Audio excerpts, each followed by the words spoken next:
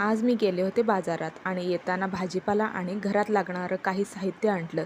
भूक लागली होती म्हणून पोहे करायला घेतले.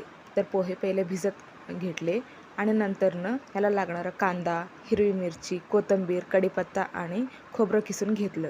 आणि मग नंतरनं कढई गरम करायला ठेवली आणि त्यात घातलं शेंगदाणे आणि बारीक चिरलेला कांदा टाकून छान परतून घेतले. आणि नंतरनं जिरे, मोहरे, कढीपत्ता हे सगळं टाकून व्यवस्थित मिक्स करून घेतले.